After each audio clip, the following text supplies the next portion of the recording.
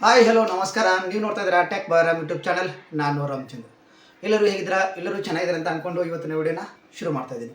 ಇವತ್ತಿನ ವಿಡಿಯೋದ ಟಾಪಿಕ್ ಏನಪ್ಪ ಅಂತ ನಿಮಗೆ ಈಗಾಗಲೇ ಗೊತ್ತಾಗಿರುತ್ತೆ. ಯಾಕಂದರೆ ಎಲ್ಲ ಕೂಡ ತಮ್ಮಲೇ ನೋಡ್ಕೊಂಡು ವಿಡಿಯೋಗೆ ಬಂದಿರ್ತೀರ. ಸೊ ಹಾಗಾಗಿ ನಿಮಗೆ ಈ ವಿಷಯ ಗೊತ್ತಿರುತ್ತೆ.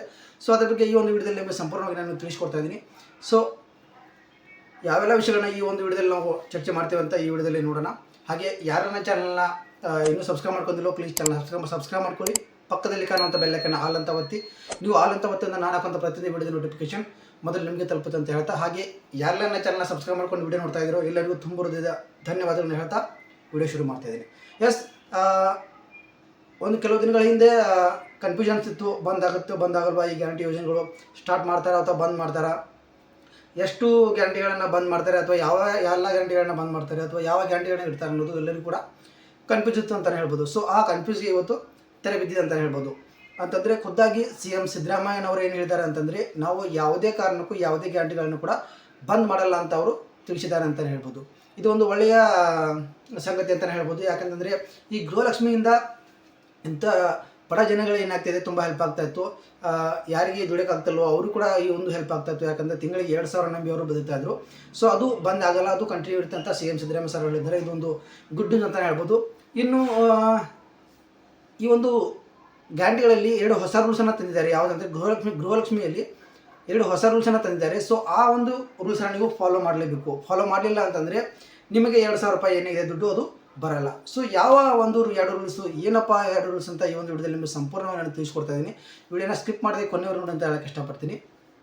ಏನಪ್ಪ ಅಂತಂದರೆ, ಮೊದಲನೇದಾಗಿ ಏನು ಅವರು ತಿಳಿಸ್ಕೊಟ್ಟಿದ್ದಾರೆ ಅಂತ ನಾವು ನೋಡೋದಾದರೆ, ರೇಷನ್ ಕಾರ್ಡ್ಗಳಲ್ಲಿ ಒಂದು ಮನೆಯಲ್ಲಿ 2 ರೇಷನ್ ಕಾರ್ಡ್ಗಳನ್ನು ಹೊಂದಿದ್ದಾರೆ. ಸೊ ಹಾಗಾಗಿ ಅವ್ರಿಗೆ ಏನಾಗುತ್ತೆ ಅಂದರೆ ರೇಷನ್ ಬಂದ್ ಆಗುತ್ತೆ, ಅಂದರೆ ರೇಷನ್ ಕಾರ್ಡ್ ರದ್ದಾಗುತ್ತೆ ಅಂತ ತಿಳಿಸಿದ್ದಾರೆ. ಸೊ ಒಂದು ಮನೆಯಲ್ಲಿ ಯಾವ ರೀತಿ 2 ರೇಷನ್ ಕಾರ್ಡ್ ಅಂತ ನೀವು ಕೇಳೋದಾದರೆ, ಇವಾಗ ಒಂದು ಫ್ಯಾಮಿಲಿಯಲ್ಲಿ 4 ಜನ ಇರ್ತಾರೆ ಅಂತ ಅಂದ್ಕೊಳ್ಳಿ. ಆಮೇಲೆ ಅಪ್ಪ ಅಮ್ಮ ಮತ್ತು ಅಣ್ಣ ತಮ್ಮ ಅಂತ ಅಂದ್ಕೊಳ್ಳಿ. ಅದರಲ್ಲಿ ಒಬ್ಬರಿಗೆ ಅಣ್ಣನಿಗೆ ಮದುವೆ ಆಗುತ್ತೆ. ಆಮೇಲೆ ಏನಾಗುತ್ತೆ, ಅವ್ರದ್ದು ಗಂಡ ಹೆಂಡತಿದು ಒಂದು ಸಪ್ರೇಟ್ ರೇಷನ್ ಕಾರ್ಡ್ ಆಗುತ್ತೆ.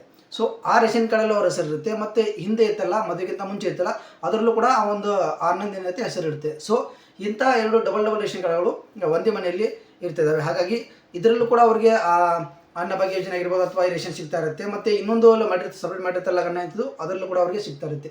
ಈ ರೀತಿ ರೇಷನ್ ಕಾರ್ಡ್ಗಳು ಸಿಗ್ತಾ ಇರೋದ್ರಿಂದ ಇಂಥ ರೇಷನ್ ಕಾರ್ಡ್ಗಳನ್ನ ನಾವು ರದ್ದು ಮಾಡ್ತಾ ಇದ್ವಿ. ಅವರಿಗೆ ಯಾವುದೇ ರೀತಿ ಗೃಹಲಕ್ಷ್ಮಿ ಹಣ ಸಿಗೋದಿಲ್ಲ ಅಂತ ಅವರು ತಿಳಿಸ್ಕೊಟ್ಟಿದ್ದಾರೆ. ಈಗ ನಿಮಗೆ ಕನ್ಫ್ಯೂಸ್ ಕ್ಲಿಯರ್ ಆಯ್ತು ಅಂತ ಅಂದ್ಕೊಂಡಿದ್ದೀನಿ.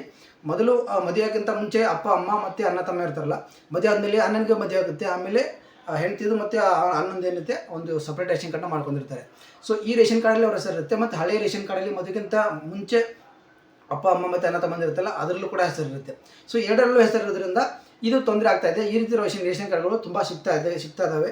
ಸೊ ಹಾಗಾಗಿ ಈ ಎಲ್ಲ ರೇಷನ್ ಕಾರ್ಡ್ಗಳನ್ನ ನಾವು ಬಂದ್ ಮಾಡ್ತಾಯಿದೆ ಅಂತ ಅವರು ತಿಳಿಸ್ಕೊಟ್ಟಿದ್ದಾರೆ. ಇವರಿಗೆ ಯಾವುದೇ ರೀತಿ ಆದರೆ ಗೃಹಲಕ್ಷ್ಮಿ ಆಗಿರ್ಬೋದು, ಅನ್ನಭಾಗ್ಯ ಯೋಜನೆ ಆಗಿರ್ಬೋದು, ಹಣ ಸಿಗೋದಿಲ್ಲ ಅಂತಲೇ ಹೇಳ್ಬೋದು. ಈ ರೀತಿ ಯಾರಾದರೂ ಇದ್ದರೆ ದಯಮಾಡಿ ನೀವೇನು ಮಾಡಬೇಕಪ್ಪ ಅಂತಂದರೆ, ಅದರಲ್ಲಿ ಇರುವಂಥ ಒಂದು ಹೆಸರನ್ನ ಕೆಲಸ ಮಾಡಿಬಿಟ್ಟು ಯಾವುದಾದ್ರೂ ಒಂದು ರೇಷನ್ ಕಾರ್ಡಲ್ಲಿ ನೀವು ಹೆಸರನ್ನ ಇಟ್ಕೋಬೇಕಾಗುತ್ತೆ. ಇದು ಅವರು ಹೇಳ್ತಾ ಇರೋದು ಮೊದಲನೇ ರೂಲ್ಸ್ ಅಂತಲೇ ಹೇಳ್ಬೋದು. ಇನ್ನು 2ನೇ ರೂಲ್ಸ್ ಏನಪ್ಪ ಅಂತಂದರೆ, ನಕಲಿ ರೇಷನ್ ಕಾರ್ಡ್ಗಳನ್ನ ಮಾಡಿಬಿಟ್ಟು ಗೃಹಲಕ್ಷ್ಮಿಯನ್ನು ಪಡಿತಾ ಇದ್ದಾರೆ. ಸೊ ಯಾರು ರೇಷನ್ ಕಾರ್ಡಿಗೆ ಅರ್ಹರಲ್ಲ ನೋಡಿ, ಅವರು ರೇಷನ್ ಕಾರ್ಡನ್ನು ದುಡ್ಡು ಕೊಟ್ಟು ಪಡೆದುಕೊಂಡು ಏನು ಮಾಡ್ತಿದ್ದಾರೆ ಅಂತ ರೇಷನ್ ಕಾರ್ಡ್ನ ಮಾಡಿಕೊಂಡು ಮತ್ತು ಅನ್ನಭಾಗ್ಯ ಯೋಜನೆಗೆ ಇರ್ಬೋದು ಅಥವಾ ಗೃಹಲಕ್ಷ್ಮಿ ಯೋಜನೆಗೆ ಇರ್ಬೋದು ಅಪ್ಲಿಕೇಶನ್ ಹಾಕಿಬಿಟ್ಟು ದುಡ್ಡನ್ನು ತೊಗೋತಾ ಇದ್ದಾರೆ. ಮತ್ತು ಇವರು GST ಪೇರ್ ಕೂಡ ಆಗಿರ್ತಾರೆ, ಅಂದರೆ ಟ್ಯಾಕ್ಸ್ ಕಟ್ಟೋರು ಕೂಡ ಆಗಿರ್ತಾರೆ.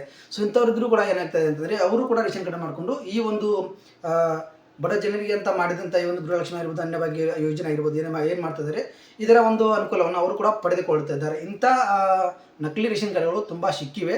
ಸೊ ಹಾಗಾಗಿ ಅವುಗಳನ್ನು ಕೂಡ ನಾವು ಸರ್ಚ್ ಮಾಡಿ ಅಂತ ಸಿಕ್ಕಿದ್ರೆ ಅವನು ಕೂಡ ನಾವು ರದ್ದು ಮಾಡಿ, ಇದನ್ನು ಏನು ಮಾಡ್ತೀವಿ ಅಂದರೆ, ಹೊಸದಾಗಿ ಇನ್ನೊಂದು ಸಲ ನಾವೆಲ್ಲ ಸರ್ವೆ ಮಾಡಿಬಿಟ್ಟು ಯಾರೆಲ್ಲ ಇಂಥ ರೇಷನ್ ಕಾರ್ಡ್ಗಳನ್ನ ಯೂಸ್ ಮಾಡ್ತಾಯಿದ್ರು ಅಂಥವ್ರಿಗೆ ನಾವು ಏನು ಮಾಡ್ತೀವಿ ಅಂತಂದರೆ, ಈ ಗೃಹಲಕ್ಷ್ಮಿ ಆಗಿರ್ಬೋದು ಮತ್ತು ಈ ಅನ್ನಭಾಗ್ಯ ಯೋಜನೆ ಆಗಿರ್ಬೋದು, ಈ ಹಣ ಆಗಿರ್ಬೋದು ಅಥವಾ ಅಕ್ಕಿ ಆಗಿರ್ಬೋದು, ನಾವು ಯಾವುದೇ ರೀತಿಯಾಗಿ ಕೊಡೋದಿಲ್ಲ, ಅವರಿಗೆ ಪರ್ಮನೆಂಟಾಗಿ ನಾವು ಕ್ಯಾನ್ಸಲ್ನ ಮಾಡ್ತೀವಿ ಅಂತ ಅವರು ತಿಳಿಸಿದ್ದಾರೆ. ಸೊ ಯಾರೆಲ್ಲ ಈ ರೀತಿ ಇದೆ, ಯಾರೆಲ್ಲ ಅರ್ಹರಲ್ಲ ಆದರೂ ಕೂಡ ನೀವು ರೇಷನ್ ಕಾರ್ಡ್ನ ಹೊಂದಿದ್ದೀರೋ, ಸೊ ದಯವಿಟ್ಟು ನಿಮ್ಮ ಚೆಕ್ ಮಾಡ್ಕೊಳ್ಳಿ. ನಿಮಗೆ ಭಾರಿ ದಂಡ ಬೀಳ್ಬೋದು ಮತ್ತು ನಿಮಗೆ ರೇಷನ್ ಕಾರ್ಡ್ ಕೂಡ ರದ್ದಾಗುವಂಥ ಸಾಧ್ಯತೆ ಇರುತ್ತೆ. ಒಂದೇ ಮನೆಯಲ್ಲಿ 2 ರೇಷನ್ ಕಾರ್ಡ್ ಇರಬಾರ್ದು. ಮತ್ತು ನಕಲಿ ಯಾರೆಲ್ಲ ಮಾಡ್ಕೊಂಡಿದ್ದಾರೆ ರೇಷನ್ ಕಾರ್ಡು, ಯಾರು ರೇಷನ್ ಕಾರ್ಡ್ಗೆ ಅರ್ಹರಲ್ಲ ನೋಡಿ, ಅವ್ರು ಯಾರೆಲ್ಲ ರೇಷನ್ ಕಾರ್ಡ್ಗೆ ಅರ್ಜಿನ ಹಾಕಿಬಿಟ್ಟು ರೇಷನ್ ಕಾರ್ಡ್ನ ತೊಗೊಂಡು ಈ ಒಂದು ಸೌಲಭ್ಯಗಳನ್ನ ಪಡೆದುಕೊಳ್ತಿದ್ದಾರೋ ಅವರಿಗೆ ಇನ್ನು ಮುಂದೆ ಯಾವುದೇ ರೀತಿಯಾದಂಥ ಸೌಲಭ್ಯಗಳು ಸಿಗೋದಿಲ್ಲ. ಯಾಕಂದರೆ ಅಷ್ಟು ಕಟ್ಟುನಿಟ್ಟಾಗಿ ಏನು ಮಾಡ್ತಾ ಇದ್ದಾರೆ ಅಂತಂದರೆ, ಚೆಕ್ಕನ್ನು ಮಾಡ್ತಿದ್ದಾರೆ. ಯಾಕಪ್ಪ ಅಂತಂದರೆ ಇವರು ಕೇಂದ್ರದಲ್ಲಿ ಆಗಿದೆ, ಸೋತಿದೆ. ಕೇಂದ್ರದಲ್ಲಿ ಕೂಡ BJP ಬಂದಿದೆ. ಹಾಗಾಗಿ ಈ ಕಾಂಗ್ರೆಸ್ಸಲ್ಲಿ ಕೆಲವು ಶಾಸಕರು ಏನು ಮಾಡ್ತಿದ್ದಾರೆ, ಬಂದ್ ಮಾಡಿ ಅಂತ ಹೇಳ್ತಾಯಿದ್ರು. ಸೊ ಹಾಗಾಗಿ ಈ ಎಲ್ಲವನ್ನು ವಿಚಾರ ಮಾಡಿಬಿಟ್ಟು ತೀರ್ಮಾನವನ್ನು ಈ ರೀತಿ ತೆಗೆದುಕೊಂಡಿದ್ದಾರೆ. ಸೊ ಈ ರೀತಿ ಯಾರೆಲ್ಲ ಇದ್ದೀರೋ, ಯಾರೆಲ್ಲ ಅರ್ಹರಲ್ಲೋ ಅವರು ಕೂಡ ರೇಷನ್ ಕಾರ್ಡ್ನ ಹೊಂದಿದ್ರು. ನಿಮಗೇನಾಗ್ತಿದೆ, ಇನ್ನು ಮುಂದೆ ರೇಷನ್ ಕಾರ್ಡ್ ಸಿಗಲ್ಲ, ಮತ್ತು ನೀವು ಈ ಒಂದು ಏನು ಗ್ಯಾರಂಟಿಗಳಿದೆ ಇದನ್ನು ಯಾವುದು ಕೂಡ ನೀವು ಪಡೆದುಕೊಳ್ಳೋದಿಲ್ಲ ಅಂತ ಅವರು ಸ್ಪಷ್ಟನೆಯನ್ನು ಕೊಟ್ಟಿದ್ದಾರೆ. ಈ ರೀತಿ ಯಾರಿದೆಯೋ ದಯವಿಟ್ಟು ಇದನ್ನು ನೀವು ಆದಷ್ಟು ಬೇಗ ಕ್ಯಾನ್ಸಲ್ ಮಾಡ್ಕೊಳ್ಳಿ ಅಂತ ಹೇಳ್ತಾ ಈ ಒಂದು ವಿಡಿಯೋನ ಇಲ್ಲಿಗೆ ನಾನು ಮುಗಿಸ್ತಾ ಇದ್ದೀನಿ. ಇವತ್ತಿನ ವಿಷಯ ಇದಾಗಿತ್ತು. ಸೊ ಈ ವಿಷಯ ನಿಮಗೆ ಇಷ್ಟ ಆದರೆ ಚಾನಲ್ನ ಸಬ್ಸ್ಕ್ರೈಬ್ ಮಾಡ್ಕೊಳ್ಳಿ, ಸಪೋರ್ಟ್ ಮಾಡಿ, ಮತ್ತು ಲೈಕನ್ನು ಮಾಡಿ ಅಂತ ಹೇಳ್ತಾ ಈ ವಿಡಿಯೋನ ಇಲ್ಲಿಗೆ ಮುಗಿಸ್ತಾ ಇದ್ದೀನಿ. ಸಿಗ್ತೀನಿ ಮತ್ತೊಂದು ವಿಡಿಯೋದಲ್ಲಿ. ಅಲ್ಲಿ ತನಕ ಎಲ್ಲರಿಗೂ ನಮಸ್ಕಾರ.